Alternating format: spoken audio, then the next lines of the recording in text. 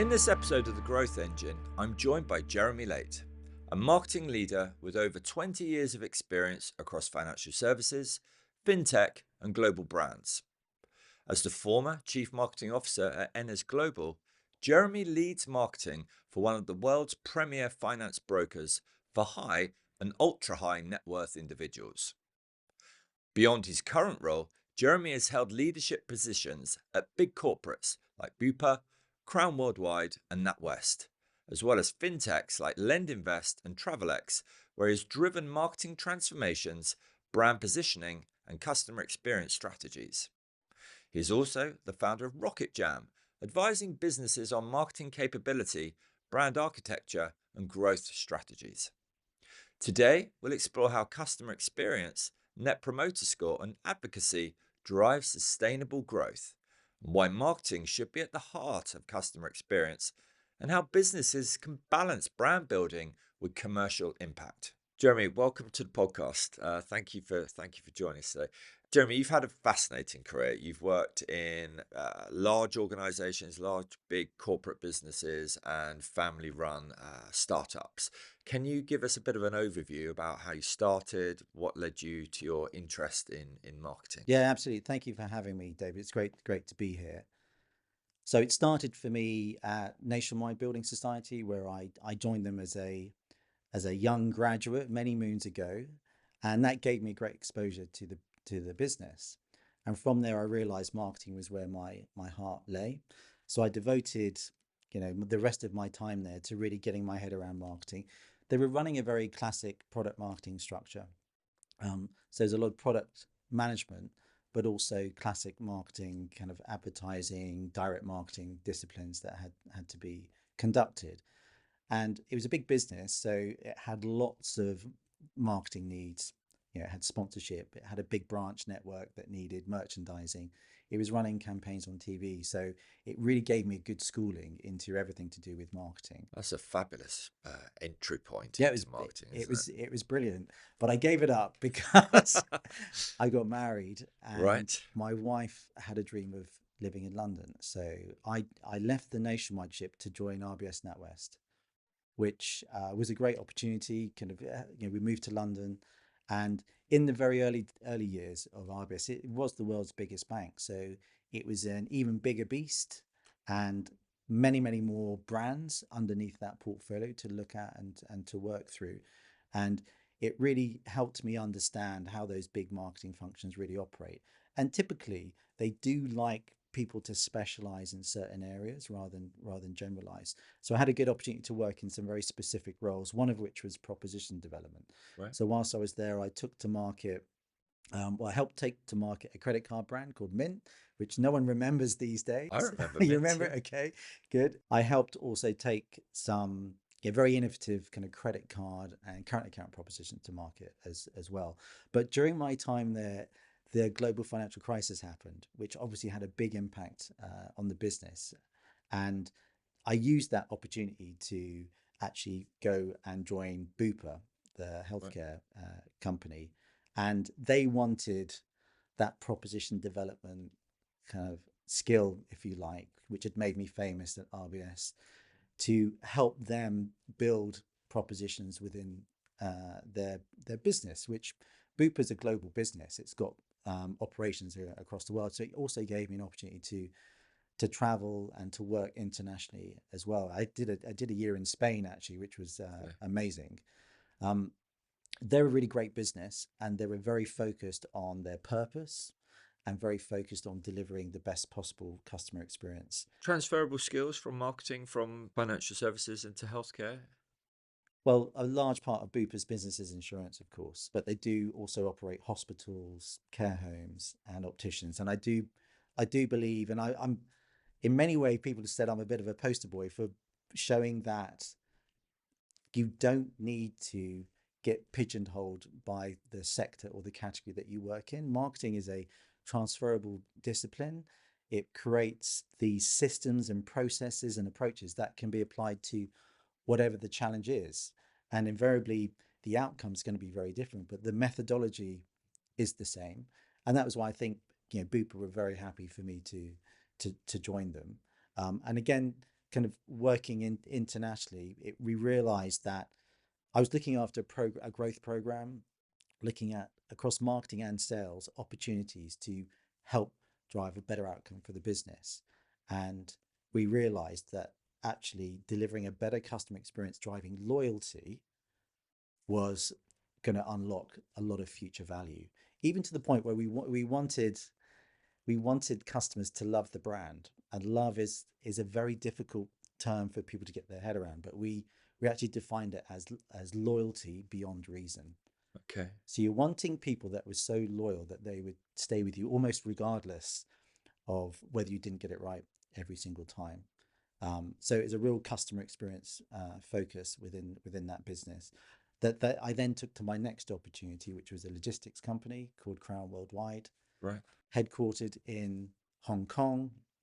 And their challenge was they had a very fragmented marketing department that they wanted to unify underneath a kind of strong global hub that I was going to be leading.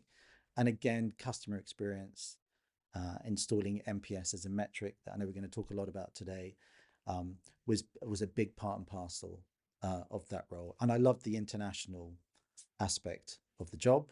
Although whilst I was there was kind of COVID, so that did kind of have an impact in a short time. But it was great to see the business bounce back afterwards.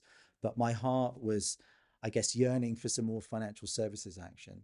So I left to join a fintech called LendInvest, where I led the marketing and communication function, and helped them with the stage of growth that they're entering after listing on the AIM, on London's AIM. And that was a really good opportunity to take everything I'd learned in my career, whether it was the running campaigns, building propositions, or enhancing customer experience, or transforming brands at Crown, to unlock value for what was a very agile, technology focused business. A really, really exciting, great business. And that then led me to get my first CMO role at Enness Global, who are a high net worth finance brokerage, who are based in London, but have offices across the world in places like Dubai, for example. And again, a founder led business looking to scale up, looking to grow, and looking to marketing to, I suppose, unlock where those pockets of growth could come from.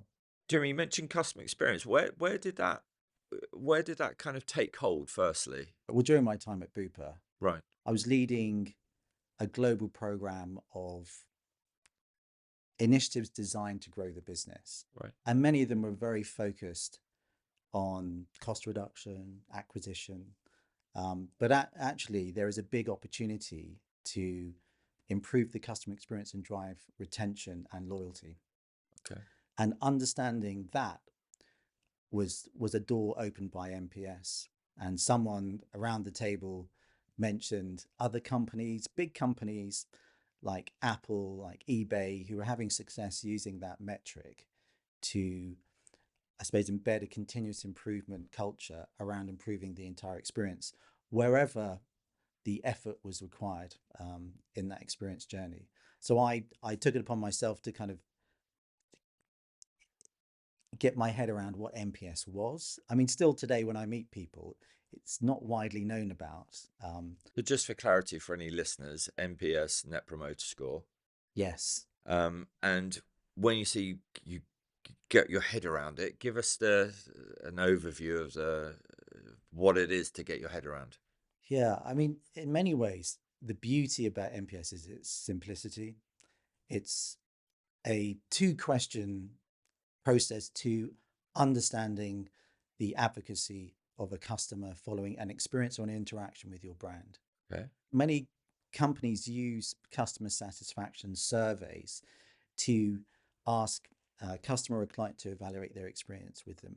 And typically these surveys are really long. They go very, very deep, and often they're never completed because they take too long.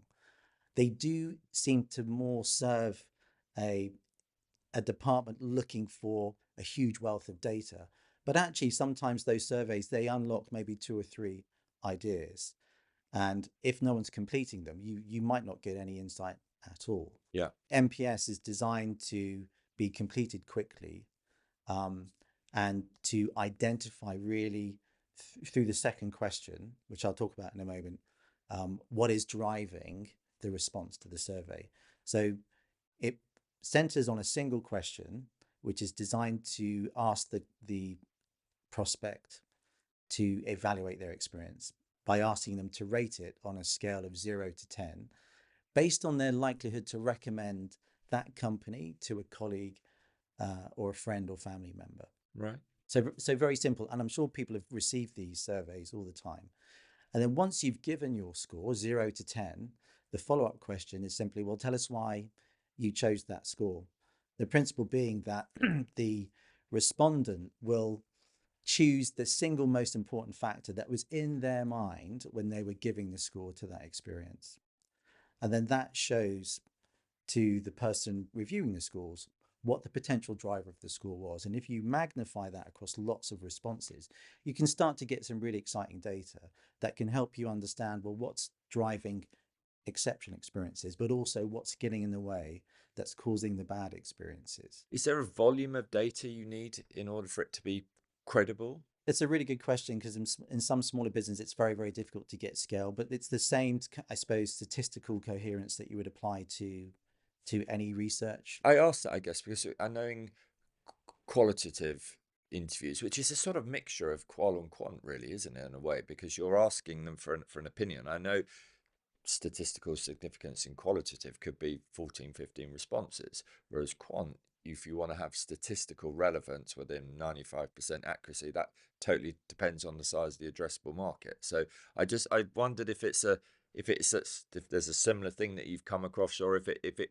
does, still have relevance if you've got 15, 20 answers as opposed to, hundreds of answers. I mean, definitely the more the better. Yeah. I would be hoping again because credibility is also imbued by what you're sharing internally, and if the data set is low, then Yeah. people also won't buy it internally. But statistically, I'm hoping for at least 50 to get things Yeah. off the ground. But again, it depends on the scale of the business, and obviously for a B2B business, Mm, hitting big numbers is going to be quite challenging. sure. Um, you need enough to drive credibility from those different perspectives, because really what you then want to do is you then want to mine, the comments, the feedback, to try and unlock where there are potential opportunities to amplify things that go well, or to counter where things aren't going so well. But I think the brilliant principle of it is that it spits out a number, Right.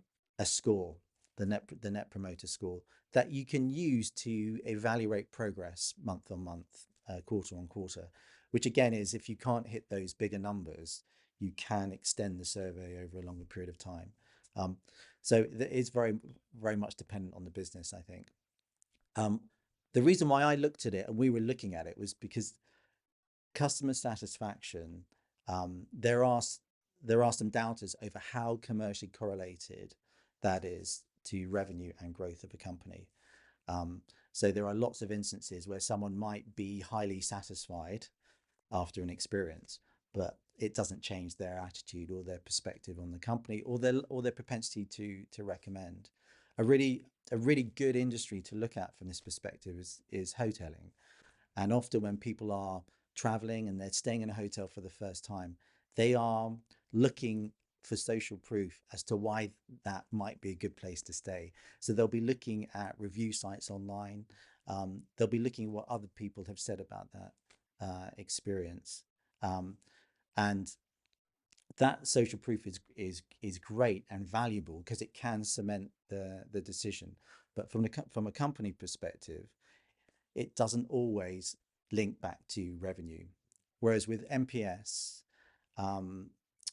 the founder, Fred Reichheld, worked with Bain and Company, who are a US consultancy, to form it. They did lots and lots of work that figured out that companies that do well from an NPS perspective outperform those that do less well. Okay. So there is a commercial correlation there. And it came down to trying to identify the promoters of the experience, who are people that on that score I mentioned rate their experience 9 or 10, So it's not people who rate 5 and above, Yeah. it's people that rate 9 or 10. So the bar is very high. So they've had an amazing experience, and they're saying, based on that, it's, I would probably recommend this Mm. to friends, family, colleagues, etc., etc. They may then go on to write one of those reviews that might influence someone's future purchase. Of course, the counter of that is that people who are unsatisfied, we call them detractors in the world of NPS, who score 0 to 6, they're very Zero like to 0 6. to 6. So it's quite deep. Yeah. Um, and the principle is, if you've had a subpar experience, you're more likely to talk about it. So it's more of a concern to the business. So again, if you stay in that hotel and it was terrible, and you're speaking to a friend, how was your weekend? Yeah. You're probably gonna whinge about that experience, and then the likelihood of someone of that person to go to that hotel is extremely low. So it does really force you to focus on the people that really love the experience and the people that really dislike the experience. And the people in the middle, we call passives. They score the experience 7 or 8. They're ambivalent. They're unlikely to whinge, but they're unlikely to show the love, to their friends and family, or write reviews about it. At Bupa, when you first came across it, how were you using it there within the business? Well, we're using it primarily as a brand metric because it's designed to unlock or uncover a customer's propensity to recommend, or advocacy for the brand. And advocacy is a proxy for trust. And that's a really valuable brand metric. So we were measuring that, and you can compare that to alternate brands. There is some challenge sometimes in terms of comparing, especially if you're comparing across geographies or markets or industries. But it does give you a benchmark and how you're performing against your peer group. So that was where it started. But when you're looking at a typical experience, um, using it as a brand metric, you're asking them to evaluate that experience in its totality at the very end. And Yeah. sometimes you might be asking that question months after they've had that experience. Sure. So their powers of recall might be affected. But if you look at that experience, what we then wanted to do is to drill deeper, to break that experience down and really identify, well, what was really going on from stage to stage that could be affecting the outcome. So it's a very simple way of looking at it is every every business probably has broken their customer experience down into a number of different sections. We were calling them episodes. So lots of different episodes that basically go into creating an entire experience for a customer. If the first couple of episodes don't go according to plan, Yeah. it's very likely that the customer, the client, prospect might exit that process. Or if they do complete it, they might not be genuinely happy. And some businesses I've worked with, they every customer when they buy something typically has a bit of a wow. It's almost like a a self-diagnosis of the experience. Well, of course I made the right decision. Um, Sometimes within that first year of that relationship, they can walk away, and that's obviously very expensive for a company. And ensuring that then what happens after that completely marries up with the first couple of episodes is really important. So going a bit deeper, one of the experiences that I was looking at had a sales episode where they were speaking to a sales agent, talking to them about everything that they were going on to to receive and to benefit from. However, once that had completed, what the customer care team were delivering was slightly different. It wasn't matching their expectations, and that was creating a little bit of uncertainty that was undetected in the brand measure. But because we, after that onboarding call, we put in an NPS question, we were able to understand actually how did that episode go, Yeah. and based on the feedback, make any changes to change the course to try and improve that year one retention, which was a big impact on the bottom line for the business. It's fascinating. I've got a neighbour of mine who is just about to is going through the process of switching his car. He's got a sort of decent car, fairly mid-range car, are upgrading to more of a luxury brand. Gone to a dealership, had a really poor experience with the dealership, and he's talking to me. I do rugby coaching with him, and he's saying to me, "I'm so disappointed because I'm used to this great dealership from this mid-market brand, and now I'm getting I was expecting a real lift up, and he's just that's exactly the case, that the brand probably had no idea of that. Yeah. But were you to have this in place, you would catch that moment. I don't know how that impacts an individual client, but at least the business would know. Yeah, people really value, what their friends and colleagues, people they trust, tell them about their experiences with brands. Yeah, Um, as I say, they even trust reading the reviews online. So it's something that's been written by someone who's had an experience that they're looking to gain or benefit from themselves. It's super powerful, and in many ways, it's really really obvious. yeah, But often it's overlooked, and as I say, the likelihood for someone to recommend a company is commercially extremely valuable, because in a way they are promoting and advertising your company in a way that's much more based on trust yeah. than relying on people seeing an advert, for example. How did you describe it? It's a proxy for trust. Advocacy is a proxy for trust. Is that what you said? Yep. So that are in financial services, which is growth engines, very much focused on financial services marketers. Financial services has been consistently at the bottom of the Edelman Trust Barometer for as long as I remember reading about it, which is probably about 15 years. And last year, as a sector, it came off the bottom. We're now second bottom. Um, but clearly, the industry as a whole, and with all within the niches of what makes up financial services, in many industries, clearly trust is something that we need to get better at probably measuring, but also improving that relationship with our customers. So, in your experience, I know that you learnt about it at Bupa, but there are other businesses that you've taken that into, some of which are FS, and some aren't. But can you sort of expand on how you've taken that into what you learnt there into other roles? I think what's great about it is it's quite a strategic endeavor, and it's a good way for countering sometimes what you see in smaller growth focused businesses, this kind of almost um, extreme devotion to kind of delivery today Right. rather than delivery tomorrow. And we know in marketing that often not everybody's in the market when you want them to be, Yeah. but they will be in the future, and you want them to be making that decision in the future. So it's a part of just installing the right framework for your brand.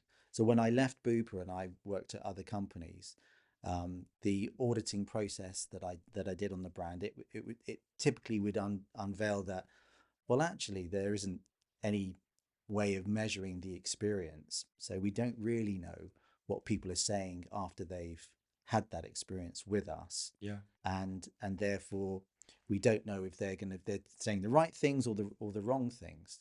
And in a business where that sales cycle can be quite long, you might not know the answer until 2 or 3 years later, when suddenly people are not coming to your business because actually these people that you haven't been asking the question have actually been talking about your company in the way that you don't want them to.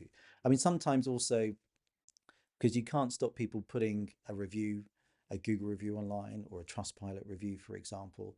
I mean, sometimes that's a good example of where the sentiment might be, but often you do get a bias towards people that have had a terrible experience. Yeah. They're Yeah. more likely to have the motivation to go and, Venting.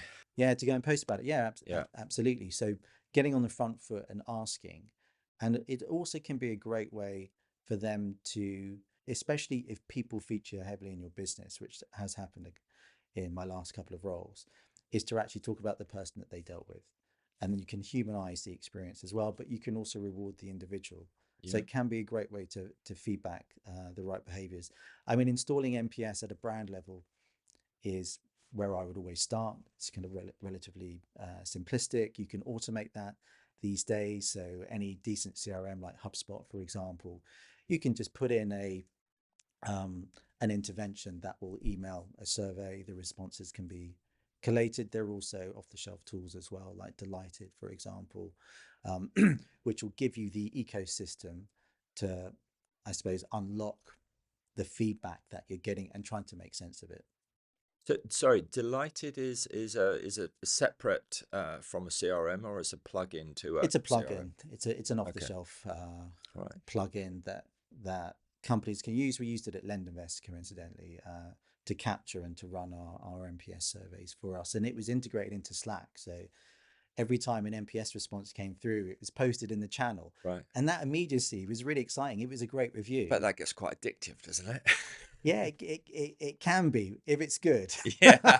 If Yes. it's Yeah. good, yeah. Yeah. So which is a great way to, I think, every one of the businesses that I've worked for in the last, say, 10 years have really had a desire to bring the customer to the center.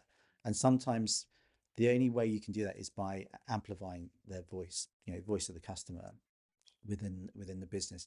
And NPS is another great way of doing that, because very often the C word, the customer word, it's not mentioned. Yeah. And people start to have a distance between them and really the reality of what's going on in the business. I'm interested about how you where you talked about Bupa, how you talked about the customer journey, breaking it into episodes.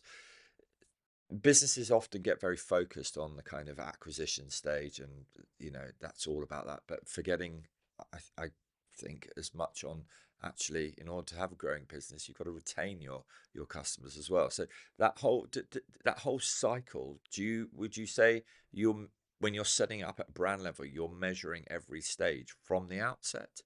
You've got to remember that there is going to be wear out with a client who's being asked uh, a NPS question at every step of the stage. Yeah. So I would typically advise a company to figure out where it matters most. Where is the moment of truth in that experience? And it will differ based on the business. Presumably the time of the life cycle as well. If it's a long customer life cycle over several years, then you can probably have Yeah, a few more in there. absolutely. So a great example is like a mortgage renewal automation. So someone takes out a fixed rate mortgage that lasts 2 years. Typically, before it expires, there's an opportunity to renew that Yeah. offer. Ensuring that that experience goes well is a great place to start when you're trying to improve a retention metric, for example. So I think you've got to ensure that the foundations don't become unwieldy for the customer and the client, because there is wear out. And I think that is a challenge that NPS faces as any survey mechanism, which is you're completely dependent on people being bothered to respond and to complete it in an authentic way. Even if it takes only a few minutes, sometimes people just aren't interested.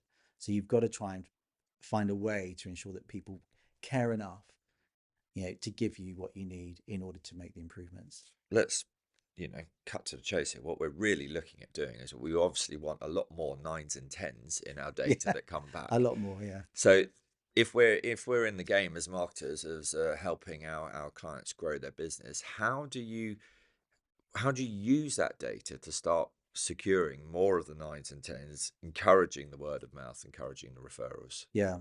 It's a great question, and I'm probably not going to answer it straight away. Okay. Because I think if you have lots of detractors, people scoring you low, I would always start there first, Okay. because you're never going to turn a detractor into a promoter if you don't really understand what those expressions of dissatisfaction are that are driving detraction. So focus on fixing those Yeah. and trying to kind of shift them into the passive group.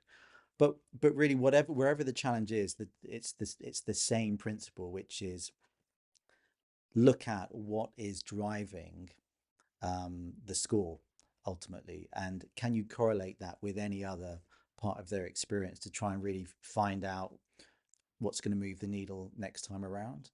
um, I mean, when I worked at Crown, which was a logistics company, it's a small story, but it was a great example, was that we found that when people were moving home and the removal company came to them, that there was a lot of trust involved in letting them into their house, and were they going to take care of their possessions, and were they going to really kind of deliver their side of the bargain. And NPS revealed that there was some uncertainty as to when they first turned up, that initial impression, was it strong enough that they're going to take care of my possessions?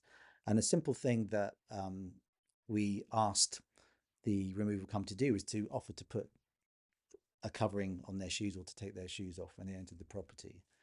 Um, it was just immediate way of saying, you know, We respect you. We we respect respect your your house. home. We really care about your items, and here's a good example of doing that. So, um, unlocking those sorts of insights can take time, but you can see that in that instance, that was a very small um, micro movement on the experience to change to make a big impact on people when they were probably at the doubt was highest as to whether the move was going to go well. Yeah, fabulous. I love stories like that. Have you got any more? That's great.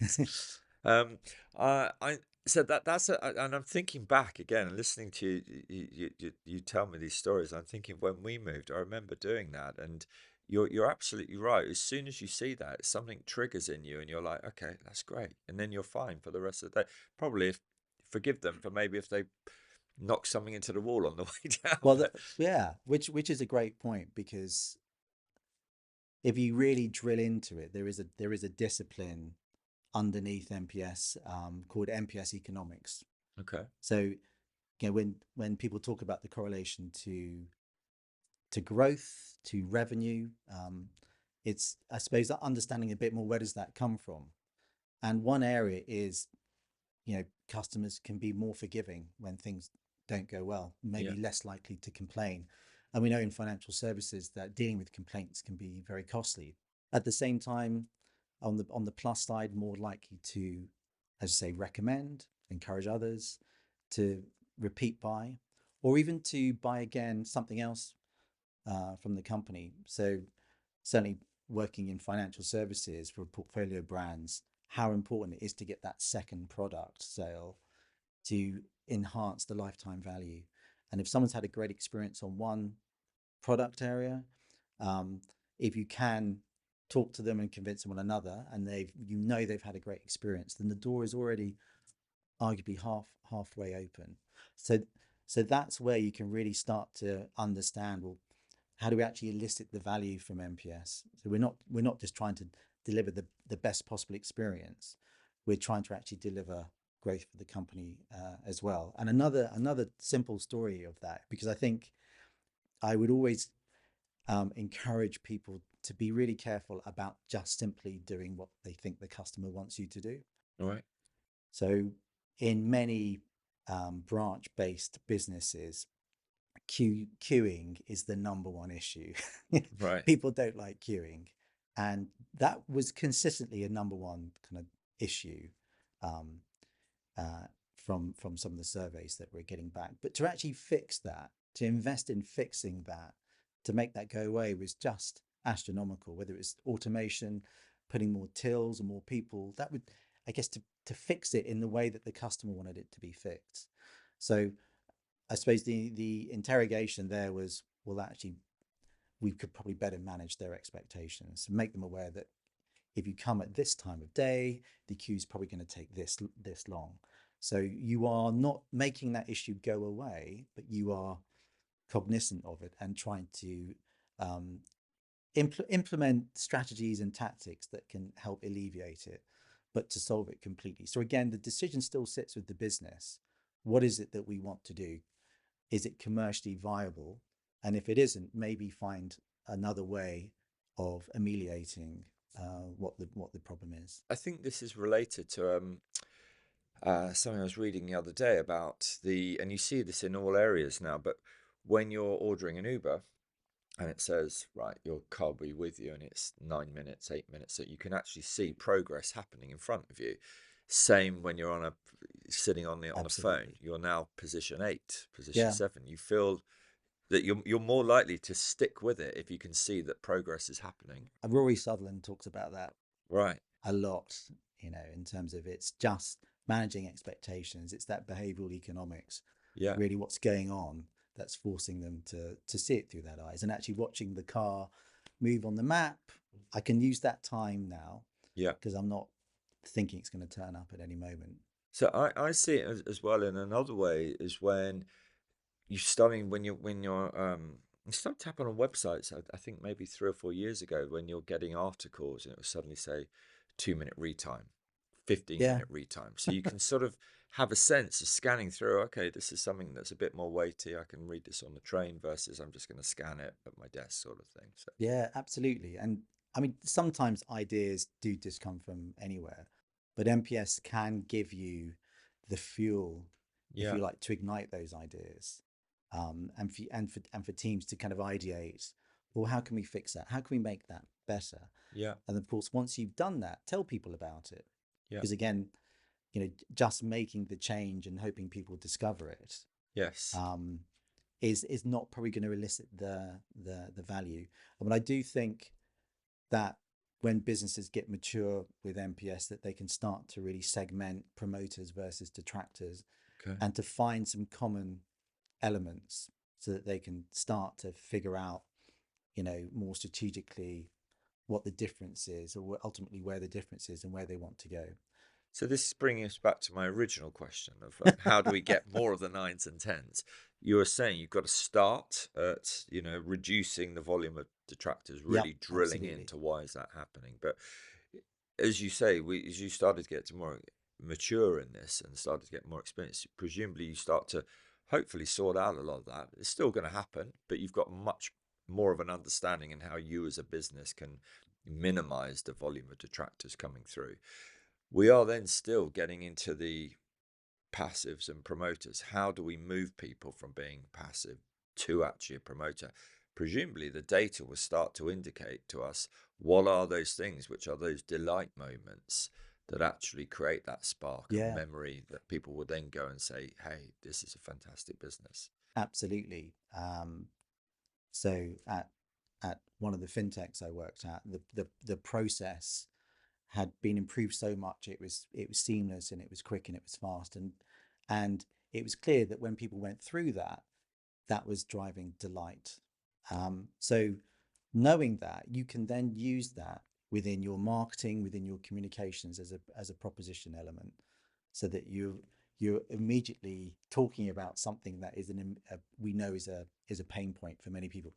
I think we did some research that I think people felt like applying for a mortgage was more difficult than getting a university degree. People were really scared about it. Yeah. Um, so knowing that people who'd been through the process felt that that wasn't the case gave us some ammunition to actually build a proposition around it and a Yes. marketing campaign around it. So again, you're kind of connecting all the dots there to try and ultimately ensure that you are bringing people on to the proposition that you think is best going to serve their needs.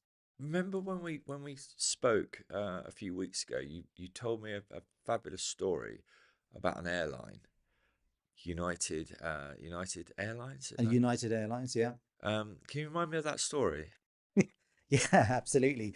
I often bring it up because it made a huge impact, um, across a number of senior teams when they were maybe struggling to get it, because sometimes a complaint, or an issue, of dissatisfaction can be dealt with very, very quickly, but sometimes there can be cases where they get completely out of control.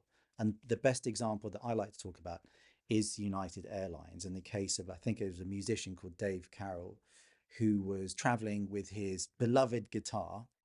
And after the flight, the guitar arrived broken and disheveled, and he was brokenhearted. And he complained to the airline, and he felt that they weren't taking it seriously. They didn't care. They felt like they just wanted to have nothing to do with him. Right. So he took it upon himself to compose a song called United Airlines Breaks Guitars, um, which had this kind of fun video. It's on YouTube if anyone wants to check it out. It's got well over 20 million views. Goodness, just that number alone is scary, isn't it? It's scary, but that got huge amounts of PR. Lots of people started emailing the company complaining on behalf of Dave, and I think in the post-match review, if you like, of the situation, United Airlines stock price fell by almost $200 million. God. So suddenly you've got what looks like a just a one instance of a experience breakdown turning into quite a major stock market event Yeah. for a company. So the scale, that's why I talk about focusing on detractors, because when someone has a really terrible experience, That feels very personal. It's a yes, grievance. and I'm sure all businesses have come across these instances, especially with social media these days. Very often people will, they won't write the complaint, they will just go straight on to sharing it. Is, it can get out of hand. So I think trying to prevent that and trying to jump on it, because it can have a big impact on the company's value, um, and a multi-million impact. And that certainly got people caring about NPS Yeah. when I've been in store. So do you use that story when you're going into a company to sort of explain I have done, yeah, and I've the used the importance? video Yeah. Yeah. because it's quite good fun, and there's a number of write-ups online about the impact, and it just so happens that it just brings to life how, you know I mean, I suppose what I would want to say is that every company isn't going to get it right every time, No. and often it's how companies react and respond in those moments that is where the secret sauce needs to Yeah. be spread. And presumably that could have gone another way, couldn't it? If whether Dave would have been inclined and just to say, actually, they broke my guitar and they treated it so well, I'm going to write a song about it. It probably wouldn't have the same impact. But I think there are occasions where, something has gone wrong in a buying cycle, shall we say, at some point, and people are genuinely delighted how a firm responds. And I think that can have it can probably turn someone who is maybe a passive into being a promoter Yeah, through it being, an unsatisfactory experience. yeah, we would call them wow moments. How can you Right. turn this into a wow moment for the Yeah. customer and the client? And I think you do have to do that authentically. So you're not doing it just because you think, oh, they're going to talk about it, but Yeah. because you think it's the right thing Yeah. to do. I mean, best practice for a detractor is that as soon as you hear, that they've scored you between 0 and 6, is within 48 hours to contact them Okay. Yeah. and to see what you could do to make it better, or at least acknowledge that they may have not met their expectations. And actually, often that that is a wow moment in and of itself, because people aren't expecting it. Yeah. Because immediately shows, oh, I filled out that survey. I thought I'd never hear from you again. And I suppose because I work in the industry, I do have a pet hate that if I take my precious time to fill out a survey and then I never hear anything about it again, I'm like, Sure. well, What's the point in that? what's the point? Why did I Yeah. spend my time doing that? So there's an immediate opportunity there when things don't go well, and it happens, to just be upfront and to try and do something about it. So is that why that obviously explains why the scores come through to Slack so that you can jump on them?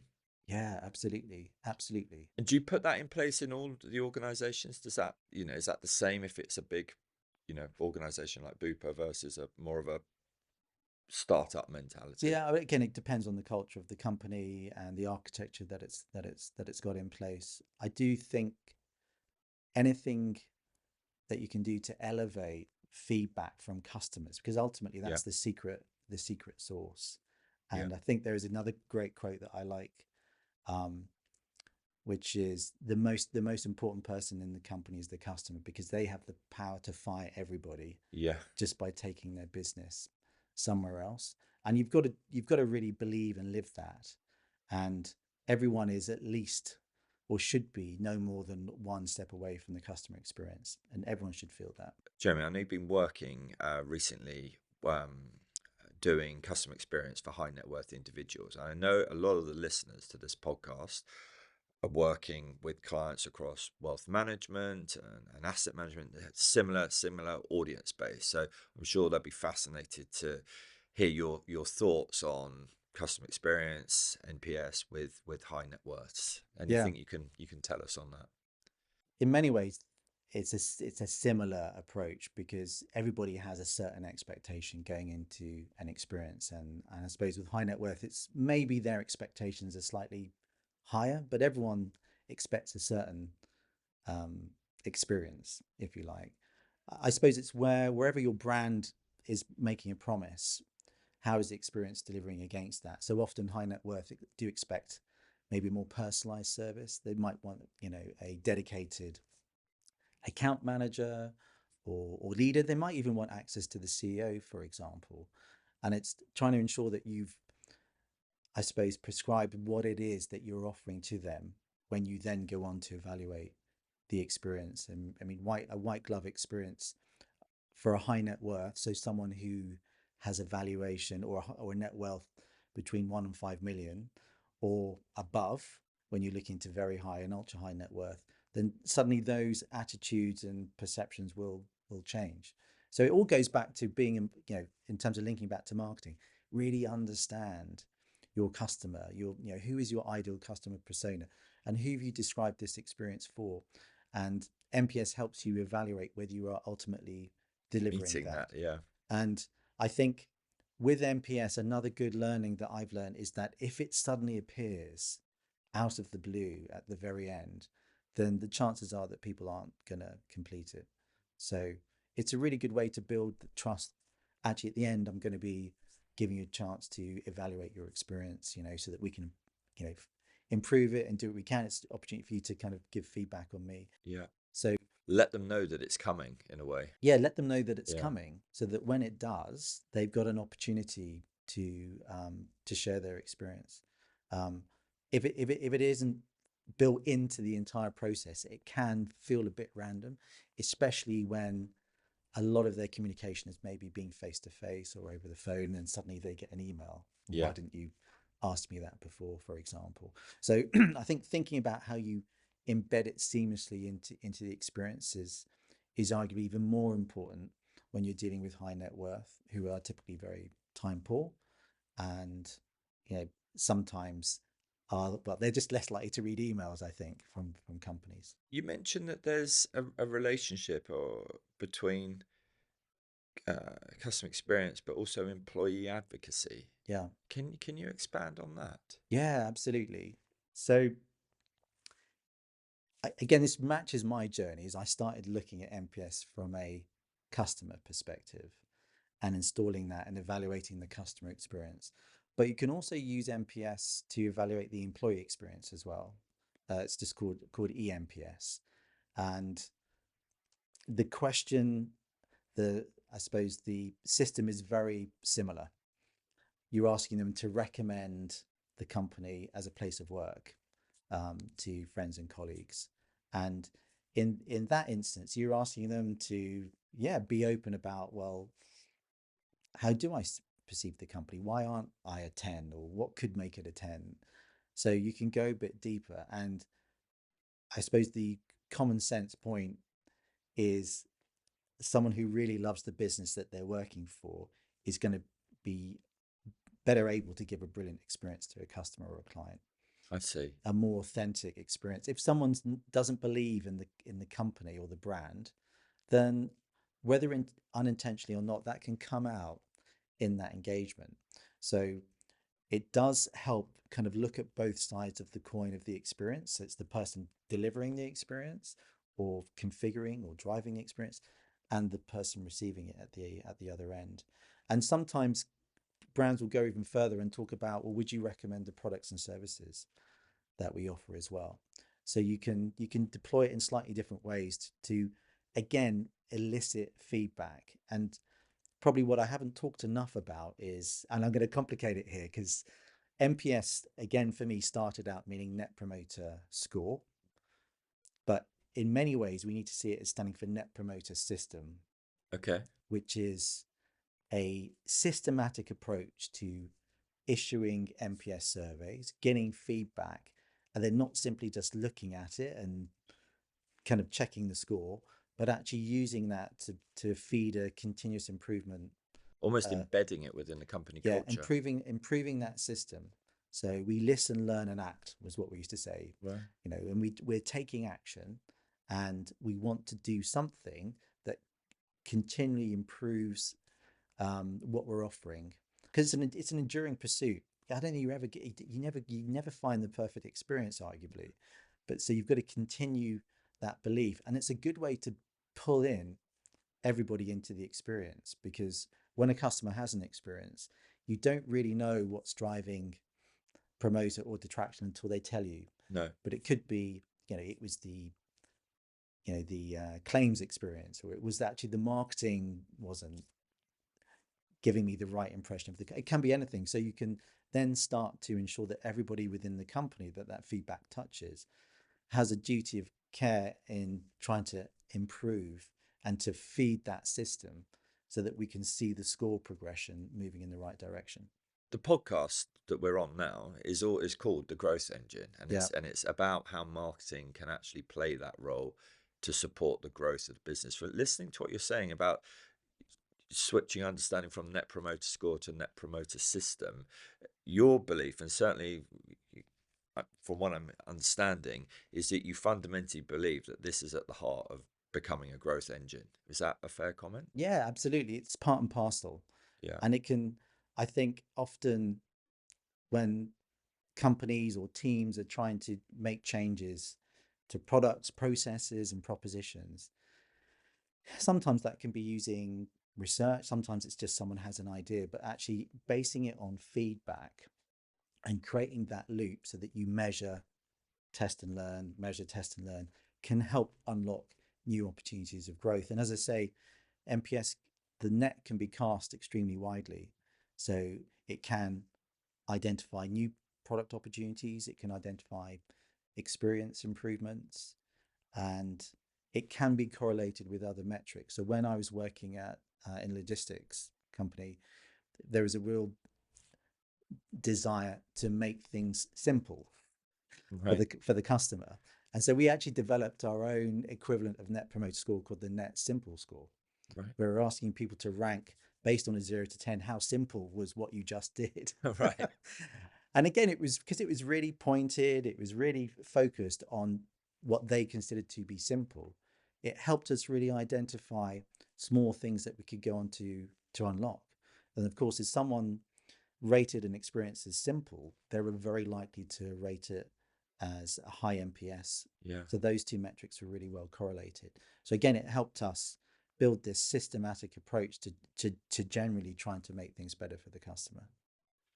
To summarize your knowledge around this, which is fascinating, if people are looking to go, okay, I think we could do with this in our businesses, whether those startups or larger corporate entities, what would be the advice that you would say? Here's the best starting point to how to put the system in place. Yeah. What do you need to do? Do you need to bring champions in first? Do you just need to roll up your sleeves and get started? What would you suggest?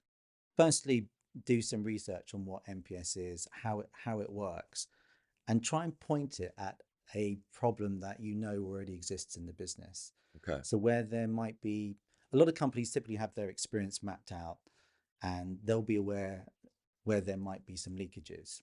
Something's not going right. So lots of people seem to drop out or walk away at that particular point. So in a way, you've got a ready-made problem that you've got a solution that might help you diagnose the cause of it, and you can start in a really small way, um, by simply asking the question of people going through that process. And it can, as I say, can be relatively cheap to implement, whether you're using your CRM's capability. I say there are dedicated apps, or you can just use, I mean, even tools like SurveyMonkey have NPS surveys kind of configured. So you can do it relatively cheaply. But I would say if you're going to do that, always start by building a team who can help you with it, because as mentioned, there's nothing worse than surveying customers without an intent to do something with the feedback that you Yeah. receive. Sometimes Listen, learn, act. listen, learn, act. Always take action. And as I say, if a customer hasn't had a great experience, then you want there to be resource and desire internally for someone to reach out to that customer. Yeah. So again, I would want those things to be in place before we did anything. Yeah.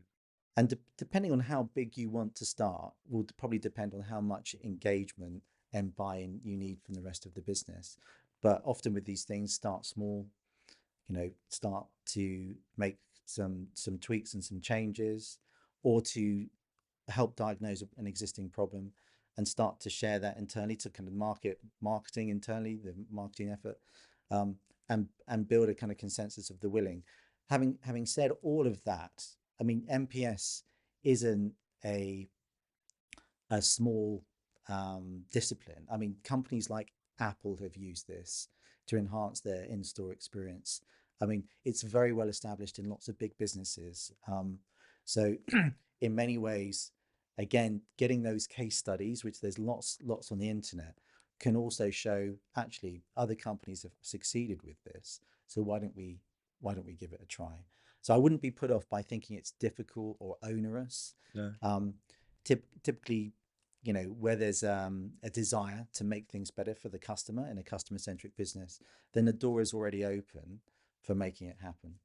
It's been such a insightful conversation. I've learned a lot about it. I'm wondering if there's, when you think back to your time at Bupa, when you first started getting interested in this subject and wanting to know more, was there a sort of dynamite resource or book that you remember going to, or that you would encourage people to go and look at, or a site? Or there was the Net Promoter book written by Fred Reichheld that we actually gave to all the leaders in the business. Okay. That was a really good explanation of the discipline, the commercial correlation, which is really important, and also some of the case studies. But a lot of that content is available online, and you can go to Bain & Company's website. There's a lot of resources there. Just type in NPS, and as I say, most CRMs, survey tools will have NPS within their toolkit, and will have resources and data that you can access to, I suppose, to understand more about it. And probably the next time you see a survey asking you, will you rate this experience 0 to 10, you'll know where it's coming from. Yeah. And that's why it's important to fill those things out, because if you don't, things will never change. No. And I'm going to be very disappointed if I rate it lower than a 6 and I don't get a phone call within 48 hours as well. Yeah. Jeremy, thank you so much for taking the time today. It's been, great discussion. I've learned a lot. I'm sure everyone else listening has learned a lot as well. So thank you very much. No, thank you for having me, David. Really appreciate it. Cheers. Thank you for listening today to The Growth Engine. If you enjoyed this episode and like to hear more, please do subscribe wherever you get your podcasts from, and follow us on LinkedIn for regular updates, or on hubagency.co.uk. Thank you, and see you next time.